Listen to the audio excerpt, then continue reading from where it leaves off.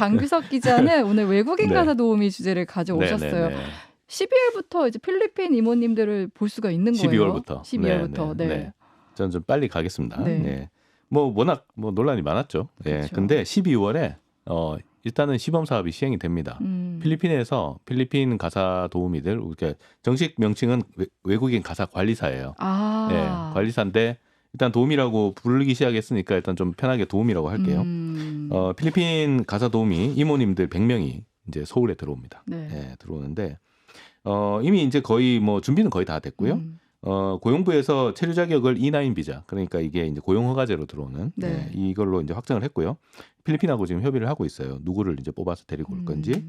그다음에 서울시도 이제 이미 이제 사업자를 최종 이걸 할 민간 사업자 2개를 뽑았습니다. 네. 뽑아가지고 이 이제 민간 사업자들이 이 필리핀 도우미 100명을 나눠서 이거 관리를 하면서 이제 출장 서비스 이런 걸 이제 제공을 하게 되는 이런 형태로 이제 들어가는데 요게 대충 한 12월 초 정도 이렇게 될 것 같습니다. 네. 근데 이제 사실 이 부분에서 제일 우려했던 게 과연 이제 우리 애들을 믿고 맡길 수 그렇죠. 있나 이 네. 부분이잖아요. 사실 처음 경험해 보는 거죠. 그렇죠. 예, 우리가. 네. 우리하고 문화도 좀 다르고, 그렇죠. 네. 그다음에 사고 방식이 다르니까요. 문화도 다르고, 그다음 말도 좀 잘 안 통할 것 같고, 이러니까 제대로 좀 맡겨도 될까 이런 게 좀 있긴 있는데 일단 E9 비자 같은 경우는 고용 허가제이기 때문에 네. 그 일정 자격을 충족을 한 사람들을 선발해서 데리고 오게 됩니다. 검증된. 예, 일단 검증 단계가 있죠. 그러니까 네. 일단은 24세 이상이면서 육아와 가사 관련한 경력과 지식이 있어야 되고 어학 능력도 평가를 하게 되고요. 그다음에 범죄 이력 등 신원 검증도 하고 마약류 검사 이런 것까지 다 한다고 합니다. 네. 그다음에 이제 요 시범 사업자로 선정된 이 민간 업체 부대표하고 제가 통화를 해봤는데 네. 이분이 뭐라면 홍콩 같은 경우는 필리핀 가사 도우미가 일단은 무조건 고졸 이상이고 60%는 대졸 학력 이상이다. 그다음에 육아 경험자가 60% 이상이다. 이렇게 얘기를 해요. 네네. 결혼을 일찍 하기 때문에 필리핀 같은 경우는 그러네요. 애들 키워본 경험이 있는 그런 분들이 이제 오게 된다. 그러니까 가사 서비스 수준 자체는 별로 낮지 않을 것 같다. 이런 정도 얘기는 했고 네.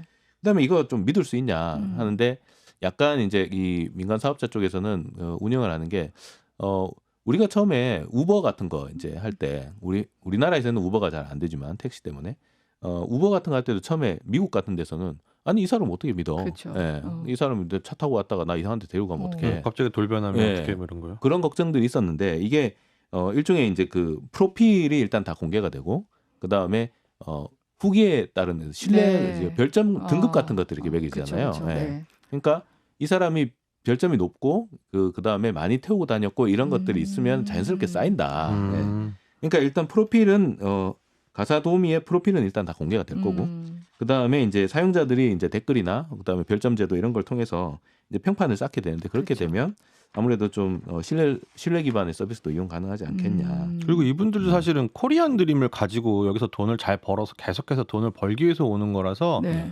뭐 그런 걸로 자기 망치고 이루고 싶은 마음은 기본적으로 없지 않겠나 이런 부분 그렇죠. 생각이 들기도 이게 하고요. 기본적으로 한 수입이 이것저것 다 빼고 한 100만 원 정도 되면 네. 필리핀에서 버는 거에 한 2배, 3배 정도 된대요.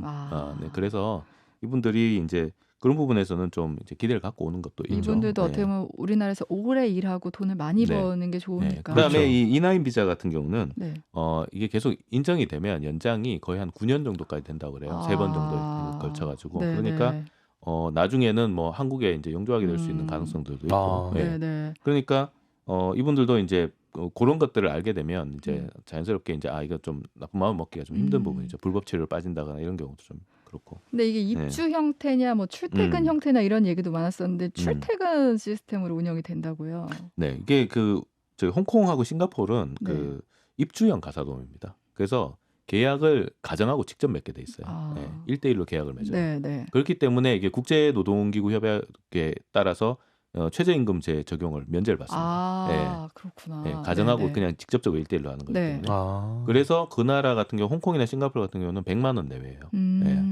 그래서 처음에는 우리도 100만 원 내외로 운영할 수 있지 않을까 네. 이렇게 했었는데 지금 우리나라 생활 문화는 사실 그 입주형 도우미가 들어와 있는 게 사실 좀 안 맞죠. 불편하죠. 되게 예. 불편하고 또 우리나라는 또 아파트 생활 문화에다가 조금 타인들이 집안에 들어오는 걸 좀 꺼리는 경향도 그쵸. 있고. 예. 근데 거기서 먹고 자고가 하면 또 그런 문제가 좀 우리하고는 좀 거리가 있고. 방두개 우리나라랑 방세개인데 다르다. 외기방 뭐 부부방 네. 이러는데 그 방 그죠. 내주기도 불가능한 그다음에 또 좀 많죠. 이렇게 환경이 좀 폐쇄적으로 가면 인권 문제가 생길 수 있지 않겠냐. 그쵸. 실제로 네. 홍콩, 싱가포르 같은 데서는 인권 문제가 초창기에는 좀 그렇죠. 있긴 있었던 것 같아요. 폭행이나 네. 이런 부분, 학대 이런 네. 것도 있었고. 하고 우리 뭐 저기 뭐야 한진 일가에 또 우리 필리핀 가서 도우미하면 또 생각나는 거 있잖아요. 네. 그러니까 그런 어떤 문제들이 발생할 수 있지 않을까. 그래서 민간 사업자가 가사 도우미들을 이렇게 데리고 인력을 송출하는 형태로 이렇게 할 것 같습니다. 그래서 네. 가사 도우미 교육, 그다음에 숙소, 그다음에 이동, 노무 관리 이런 거는 이제 민간 사업자가 네. 맡아서 하고 그러면은 이제 민간 사업자가 이제 기숙사형 숙소 같은 걸 마련을 해서 네.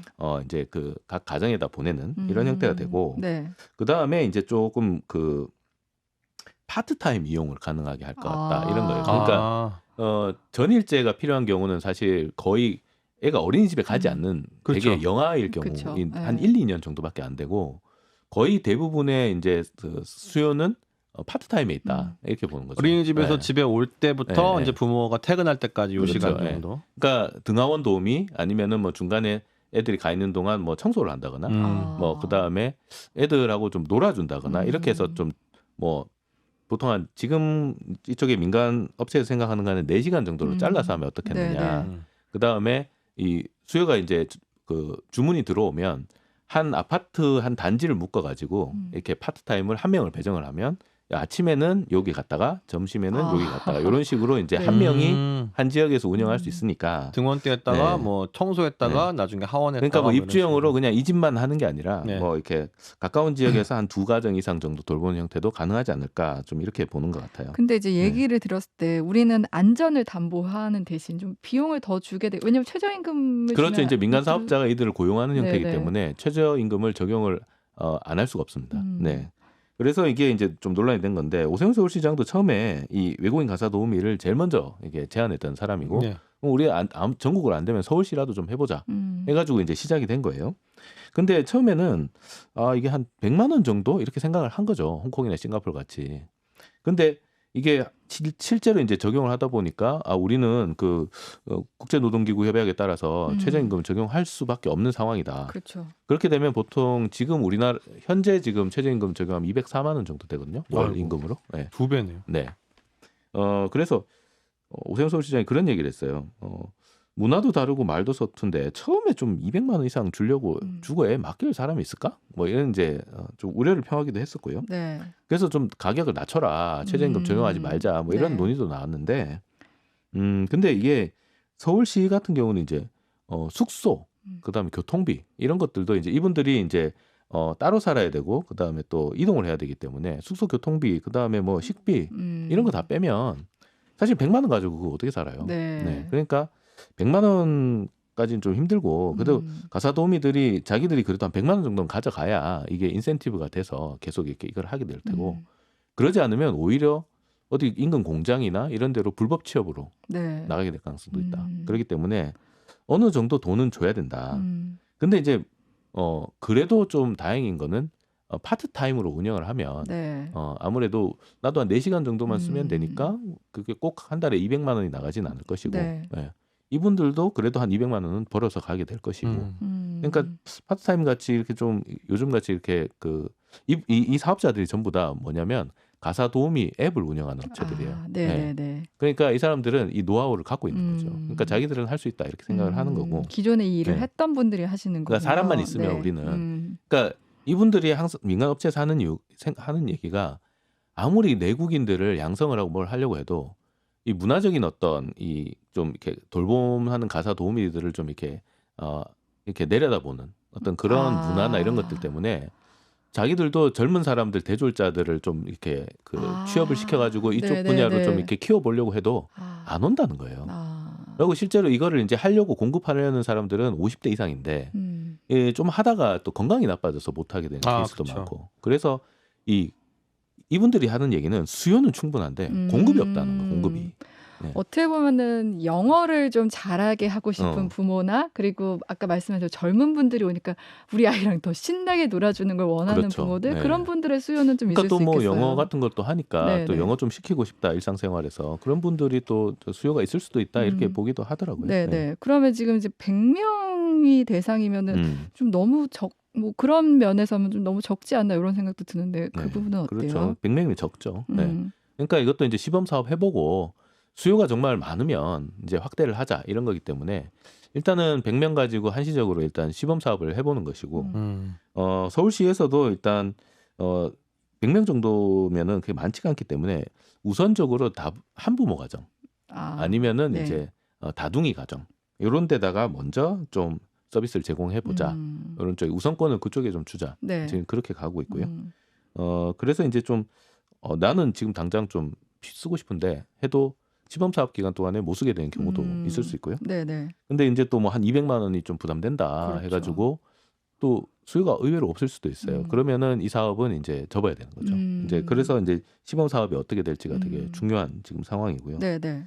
근데 뭐 아까 말씀하셨지만 내국인 가사 도우미는 지금 한 달에 400만 원 정도. 그렇죠. 예. 그다음에 또 조선족 우리가 보통 조선족 이모님이라고 하는데 중국 교포들 같은 경우도 한 350만 원. 네.